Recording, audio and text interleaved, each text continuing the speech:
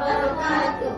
Kami dari Rumah Pendidikan Anak Yatim dan Duafa dan Darul Falas ingin mengucapkan Bismillahirrahmanirrahim.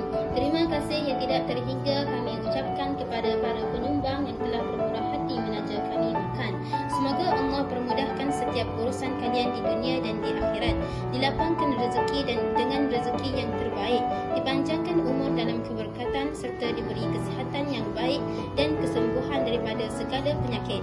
Ya Allah, ringankanlah bebanan hutang mereka, lindungi mereka dari sebarang kesusahan dan jadikan kebaikan ini sebagai asbab untuk memperoleh ganjaran syurga yang abadi. Amin ya rabbal alamin.